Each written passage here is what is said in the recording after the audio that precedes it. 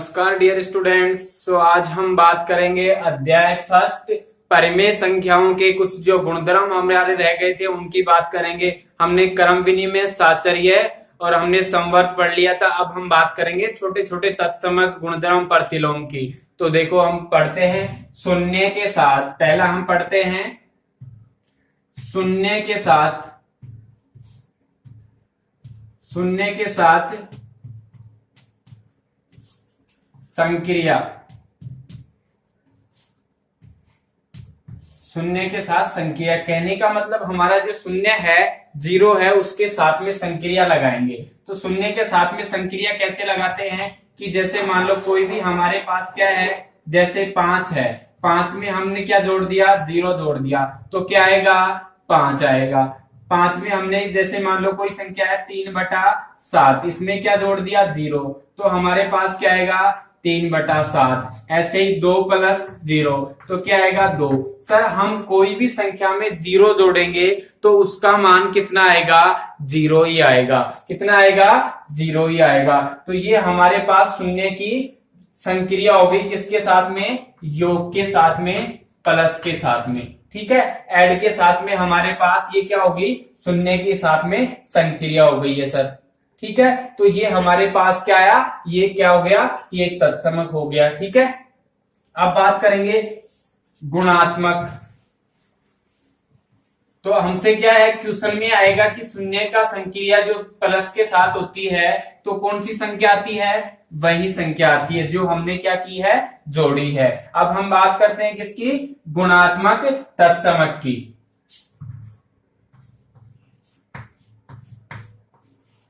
गुणात्मक तत्समक, देखो जो गुणात्मक तत्समक होता है, अभी दिख नहीं रहा है यहाँ पे, एरर आ रहा है, देखो कोई बात नहीं, अब दिखेगा। गुणात्मक तत्समक,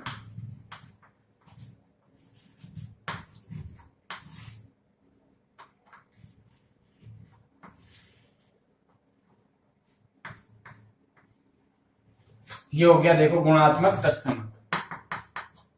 तो जो गुणात्मक तत्समक होता है, उस गुणात्मक तत्समक में हम क्या करते हैं कि हमारे पास ये तत्समक है, तो तत्समक का मतलब हो गया कि जो संख्या है वो वैसे की वैसे ही आनी चाहिए। जैसे मैंने क्या कहा कि ये हमारे क्या है, +5 है, इस +5 में हमने क्या जोड़ दिया, 0, तो हमारे पास क्या आएगी सर, 5 ही आएगी। लेकिन तत्समक का मतलब क्या हुआ कि सर उस संख्या को हम किससे गुणा करें, 1 से गुणा करें। किससे गुणा करें, 1 से गुणा करें। 3/7 है, इसको मैंने किससे गुणा कर दिया, 1 से। अब यहाँ हम गुणात्मक तत्समक ले रहे हैं, योग का तत्समक नहीं ले रहे, क्योंकि शून्य के साथ जब संख्या लगाई तो हमने योग का तत्समक लिया था। ठीक है, तो वो हमारे पास 0 है। लेकिन यहाँ हम किसकी बात करेंगे, गुणा की बात करेंगे। यहाँ शब्द लिखा हुआ है गुणात्मक, तो हम लेंगे गुणा।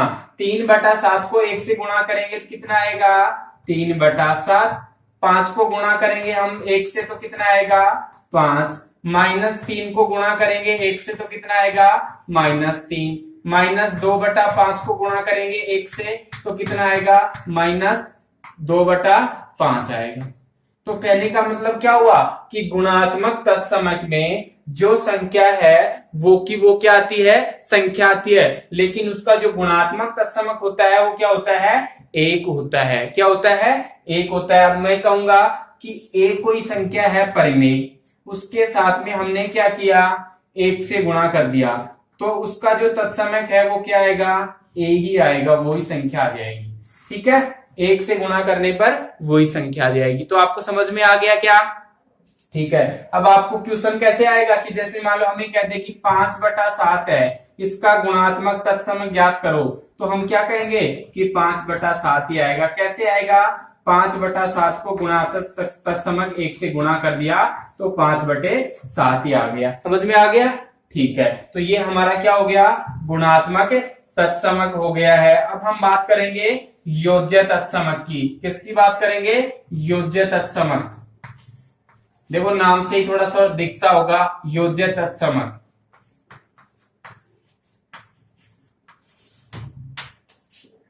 योज्य तत्समक। तो योज्य तत्समक में हमारे पास क्या आएगा कि उसका मान क्या आएगा, 0 आएगा। क्या आएगा, 0 आएगा। भाई देखो ये तत्समक नहीं है, तत्समक नहीं है, ये क्या है, योज्य प्रतिलोम।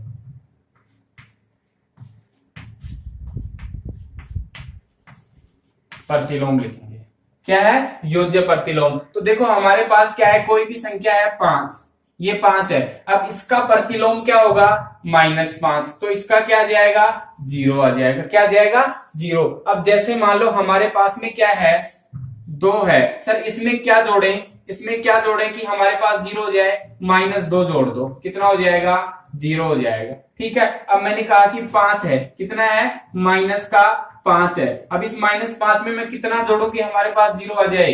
सर -5 में हम क्या जोड़ेंगे, 5 जोड़ेंगे, तो हमारे पास क्या आ जाएगा, 0 आ जाएगा। ठीक है। तो योज्य प्रतिलोम होता है, उसमें क्या करते हैं कि जो योग करना है वो प्रतिलोम उल्टी संख्या से कर देंगे। उल्टी संख्या कौन सी, सर ये है 2, ये है 5, ये है -3। अब देखो 2 का उल्टा क्या है, विपरीत पक्ष। भाई एंटी पार्टी। हम क्या करते हैं कि जैसे हमारे चुनाव होते हैं तो एक क्या होता है कि जैसे मान लो दूसरी पार्टी है और एक उसकी दूसरी एंटी पार्टी है, तो एक इधर जाएगी तो वो एक इधर जाएगी। ऐसे ही है कि ये प्लस की है तो दूसरी एंटी पार्टी किसकी होगी, माइनस की। भाई प्रतिलोम मतलब उसका जो एंटी है प्रतिलोम है, -2। इसमें प्लस में क्या कर देंगे, इसमें -5 ऐड कर देंगे, इस -3 में क्या कर देंगे, प्लस के 3 ऐड कर देंगे। तो इसका मान भी 0, इसका मान भी 0 और इसका मान भी 0। ठीक है। तो ये हमारे पास क्या हो गया, योज्य प्रतिलोम हो गया। तो योज्य प्रतिलोम में हम क्या करेंगे, उसी संख्या को, कहने का मतलब हमारे पास कोई संख्या है a, तो उसमें क्या करेंगे कि सर प्लस कर देंगे, कौन, -a। ए कोई संख्या है तो उसको किससे प्लस कर देंगे, -a से। तो हमारे पास क्या आ जाएगा, उसका योज्य प्रतिलोम क्या आ जाएगा, 0 आ जाएगा। ठीक है। तो योज्य प्रतिलोम का क्या हो गया सूत्र, a + a - a बराबर 0। अब हम किसकी बात करेंगे, योज्य प्रतिलोम गुणात्मक प्रतिलोम। भाई योग का प्रतिलोम हो गया, अब बात किसकी करेंगे, गुणात्मक प्रतिलोम की। गुणात्मक प्रतिलोम। अब देखो गुणात्मक प्रतिलोम में क्या होता है, सबसे पहले मैं बात करता हूं गुणात्मक प्रतिलोम में कि जैसे मान लो कोई संख्या दे दी हमें, संख्या क्या दे दी, 3/7 गुणा नहीं भाई, कोई भी जैसे मान लो संख्या दी है, -2/5, ऐसे कोई संख्या दे दी। अब इसका गुणात्मक प्रतिलोम ज्ञात करना है। अब देखो प्रतिलोम का मतलब तो आप समझ ही गए, प्रतिलोम का मतलब उल्टा। इसका उल्टा क्या हो गया, 7/3। उल्टा हुआ या नहीं हुआ, ठीक है। अब गुणात्मक है तो गुणात्मक ही करना है हमें। भाई क्या होता, योज्य होता, योज्य का मतलब योग का प्रतिलोम होता, तो योग का प्रतिलोम क्या कर देंगे, माइनस कर देंगे। ठीक है। और जैसे +5 है तो उसमें कर देंगे -5, ये आ जाएगा। अब हम यहां बात किसकी कर रहे हैं, 3/7 गुणात्मक प्रतिलोम, उल्टा कर दो इसको, तो इसका मान कितना हो गया, 3 से 3, 7 से 7, 1 आ गया।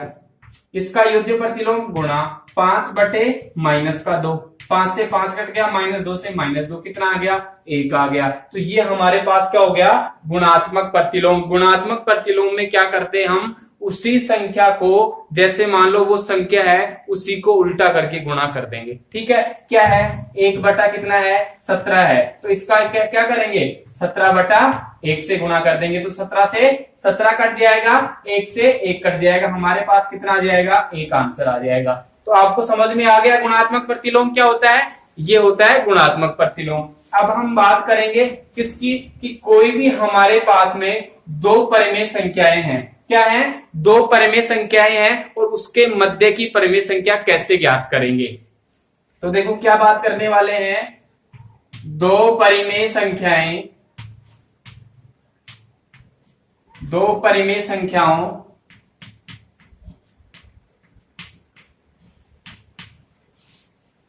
के मध्य परिमेय संख्या ज्ञात करना, के मध्य परिमेय संख्या ज्ञात करना।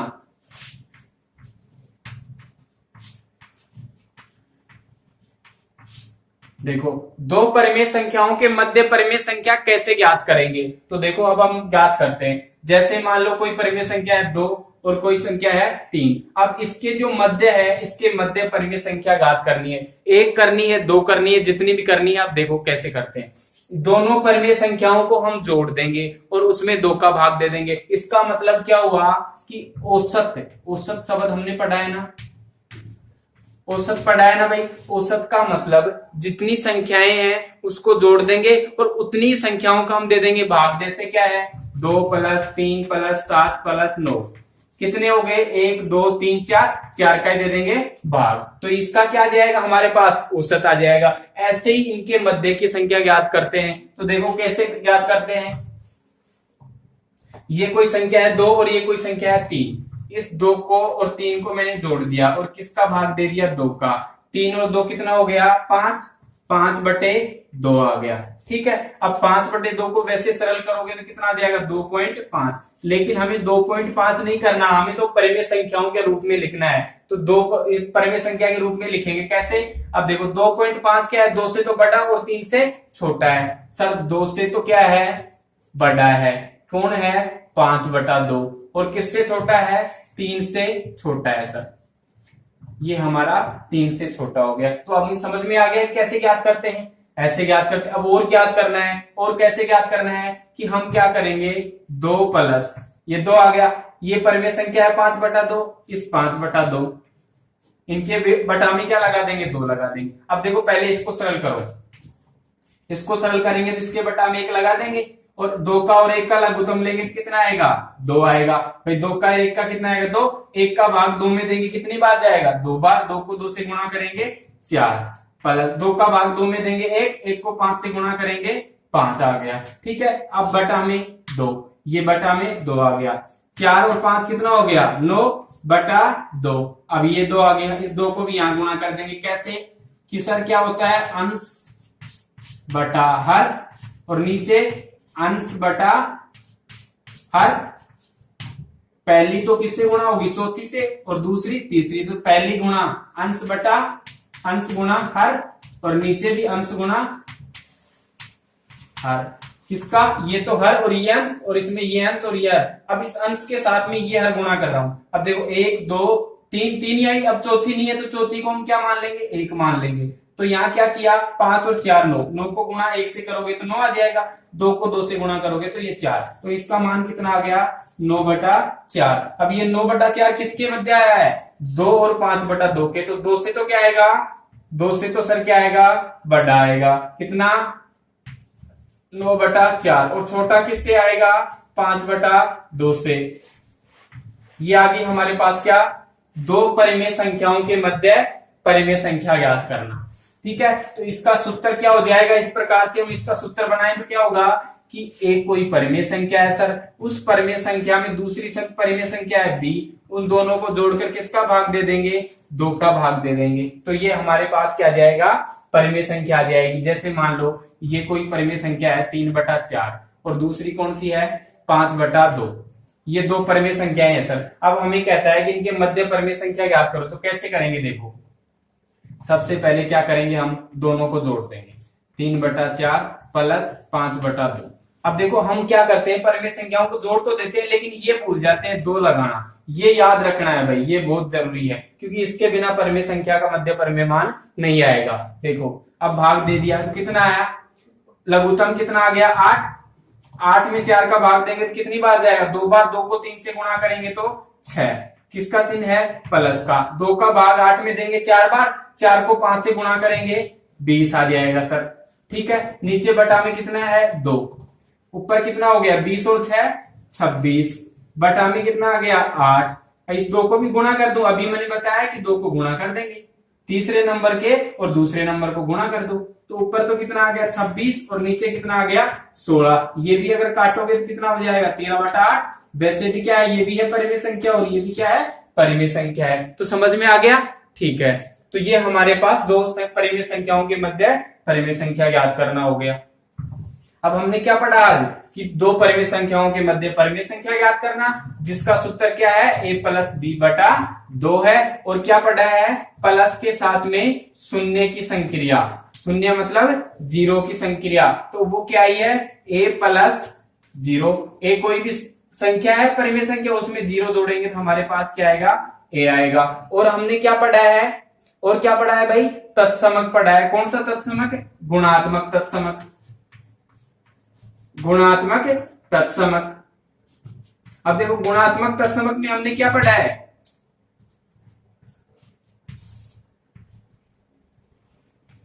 गुणात्मक तत्समक, गुणात्मक का मतलब तो गुणा करेंगे और तत्समक का मतलब समान आएगी। कहने का मतलब हमारे पास 3/5 है, उसको ऐसी संख्या से गुणा करो कि वही संख्या है, 1 से गुणा करेंगे तो वही 3/5 आएगी। तो इसका सूत्र क्या हो गया कि एक कोई संख्या है उसको किससे गुणा करेंगे, 1 से गुणा करेंगे तो कितना आएगा, a ही आएगा। इसका सूत्र ये हो गया, ठीक है, इसका सूत्र ये हो गया।